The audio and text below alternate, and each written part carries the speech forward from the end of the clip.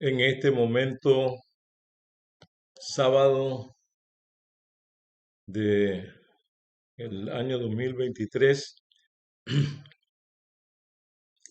ya terminando un año más para empezar el año 2024, queremos analizar un texto que le da sentido y propiedad a cada cristiano en esta tierra.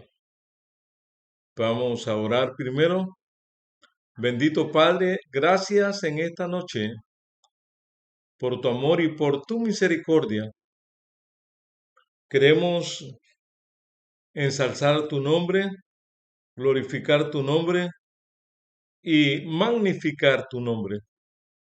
No somos dignos de hacerlo, pero a través de Cristo Jesús podemos llegar hasta las cortes celestiales y expresarte lo que hay en nuestra mente y en nuestro corazón.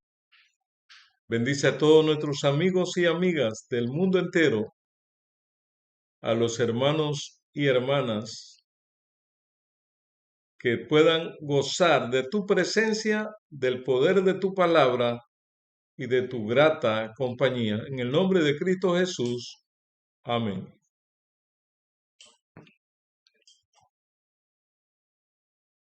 Vamos a hablar acerca de una palabra favorita y muy significativa, y es la encarnación, de latín incarnatio, de incarnatum, incarnare.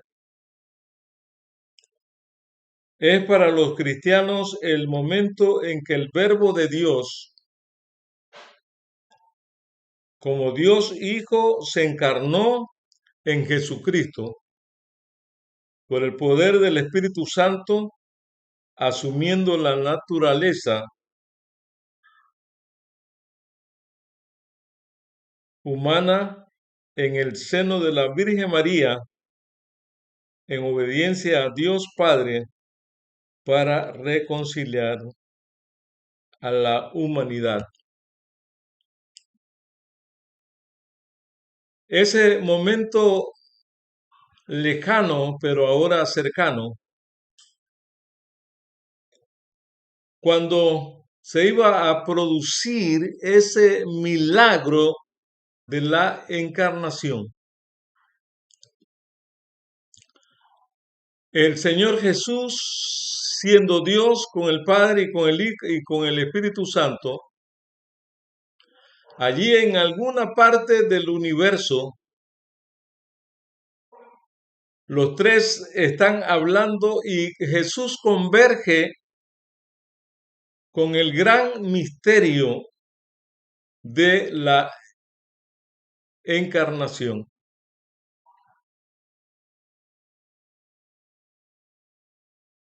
En la encarnación por siglos oculta al ser humano. La encarnación se dio por el hecho de que el Señor iba a proceder a construir este planeta. Ya los otros planetas habían pasado la prueba y ahora, recién salido de las manos de Dios, salía este planeta.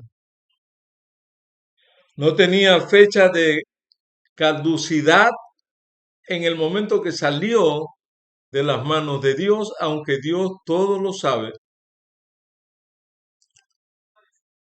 El plan y el propósito de Dios era que este planeta fuese eterno como eran sus planes y la de sus habitantes. Pero todo ese tiempo transcurrió para que se gestara esa encarnación de Cristo, y allí estaba solamente esperando el día del nacimiento del Mesías. Y conocemos el libro de Gálatas 4:4 de la Reina Valera. Pero cuando vino el cumplimiento del tiempo, Dios envió a su Hijo, nacido de mujer y nacido conforme a la ley. ¿Venido qué cosa? El cumplimiento del tiempo. Habían transcurrido todo ese tiempo, es decir, 4000 años de pecado, y la promesa solamente estaba esperando. Pero el apóstol Pablo dice que llegado el cumplimiento del tiempo, Dios envió a su Hijo, nacido de mujer y nacido bajo la ley. Esa promesa de encarnación pronto sería una realidad cuando el Hijo de Dios dejase su ropa real y se vistiese de nuestros harapos de injusticia, llegara a esta tierra, ocupara nuestro lugar en calidad de pecador, pero sin pecado, y Cristo Jesús cumple toda la profecía antes y después, antes del pecado, prelaxario, y después del pecado, postlaxario. Allí está nuestro Señor Jesucristo, esperando solamente que la campana suena y se desenvuelve ese drama que nosotros conocemos como la encarnación. Estaba una joven, Dios había revisado en todo Israel a ver qué joven, qué señorita reunía las condiciones para ser el conducto por el cual Dios traería a este mundo al Salvador de la humanidad. Y nada menos y nada más cumple los requisitos que la bienaventurada Virgen María. La Virgen María estaba desposada en palabra de compromiso para contraer matrimonio con José. José era mayor que María, también era viudo, tenía hijos aparte de los que pensaba tener con María.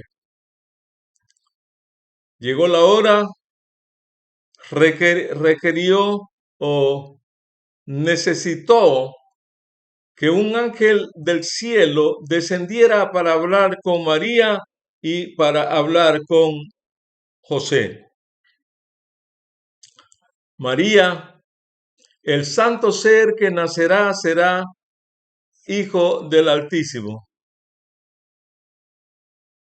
Él será el Salvador del mundo. Y ella contestó, ¿y cómo será esto si yo todavía no estoy casada con José? Eso no es ningún problema para el Espíritu Santo. El santo ser que nacerá será llamado Hijo de Dios. Y le dijo a José, no temas a tomar a María como tu esposa. Le dio las instrucciones y finalmente se casaron y tuvo un hijo engendrado por obra y gracia del Espíritu Santo. José no tocó a María antes del matrimonio porque los ángeles así lo habían convenido con José. Nació el niño y todo el proceso de ese niño, cuando empezó a caminar y a tener fuerza, inmediatamente se trasladó al taller de José. Hasta los 12 años sabemos lo que hacía Jesús. A los 12 años fue al templo, se le perdió a María. ¿Y dónde estabas? 3 días de camino en la fiesta. ¿No acaso no sabéis que en los negocios de mi padre, me es necesario estar? Al momento, María, emocionada con Jesús como su hijo, no entendió. Lo recogió y se fueron de regreso a Nazaret.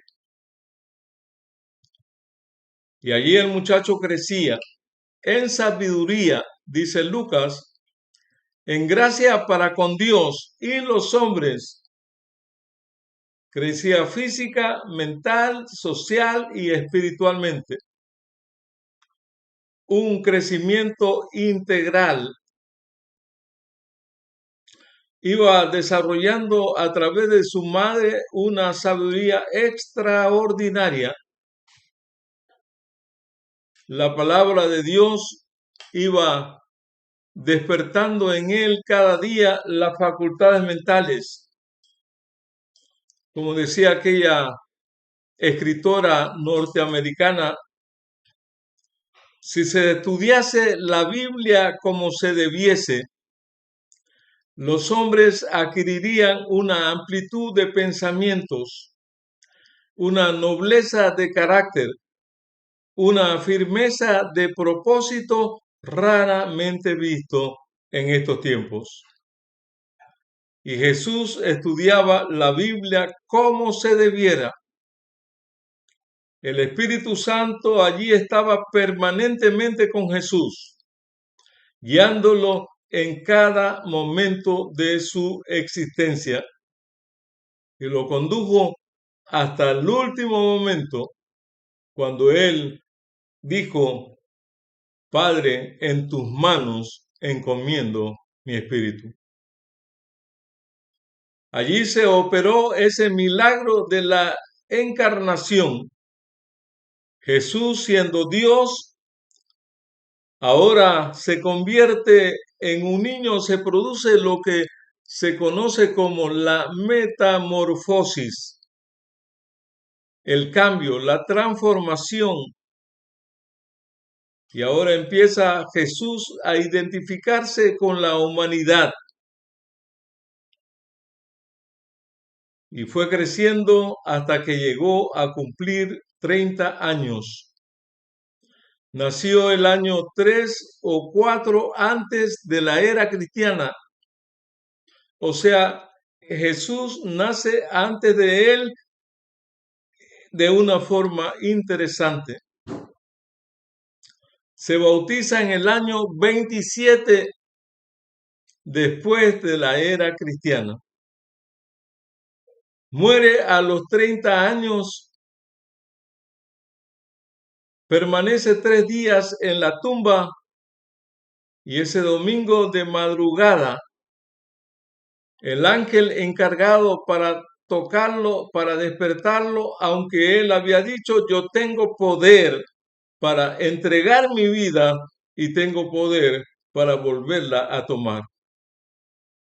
Había un ángel en los en los pies, y el otro ángel en la cabeza. Cuando María llegó y los demás llegaron, ya el maestro no estaba. Había sido removida la piedra, se había levantado victorioso entre los muertos, y estaban los ángeles para testificar de ese momento glorioso, cuando el Señor Jesús estaba cumpliendo cada una de sus promesas hechas a la humanidad. 100 soldados romanos fuertemente armados no fueron capaces de impedir la resurrección, el caminar en medio de ellos. Jesús se levantó de la tumba, caminó entre 100 soldados fuertemente armados y volvió nuevamente a la vida, cumpliendo todo lo que estaba escrito de él. Por lo tanto, amigo, amiga, el milagro del nacimiento de Cristo Jesús fue un milagro sobrenatural. El nacimiento de Jesús fue natural, fue sobrenatural. Todo en Cristo Jesús fue sobrenatural. La manera de que fue engendrado también fue especial, fue sobrenatural. Cristo se levantó, ascendió a los cielos, llevó las primicias de los que resucitaron el domingo en la mañana con él. Descendió, permaneció 40 días más sobre la tierra y luego le dijo al pueblo: júntense en Jerusalén, estad allí y luego seréis testigos en Jerusalén, en Judea, en Samaria y hasta lo último de la tierra. Y 10 días más después de haber ascendió un sábado, los ángeles lo custodiaron. Un día de camino de sábado ascendió y 10 días más fue derramado el poder del Espíritu Santo, la lluvia temprana, cuando la gente, tocados, movidos por el Espíritu Santo, empezaron a hablar otras lenguas, otros idiomas, como el Espíritu de Dios les mostraba. Y desde ese día, el Pentecostés, la fiesta grande, donde venían todos a Palestina allí a reunirse, más de 15 nacionalidades, esperaban esa fiesta, pero no tan portentosa, ese Paracletos, el Espíritu Santo que llegaría con poder y gran gloria, y no solamente llegaría, sino que se quedaría para convertir y convencer y persuadir a todos los seres humanos que viven en la tierra. Los persuadirá los que vivan 80, 90, los que la muerte los alcance en un accidente, en una balacera, viajando con narcotráfico, viajando en prostitución, y allí los alcanza el Espíritu Santo y los convence, porque todos tienen que ser tocados por el poder del Espíritu Santo. La lluvia temprana cayó el día ese del Pentecostés. Y con la lluvia temprana se anuncia un despertar tremendo al final de la historia de este mundo.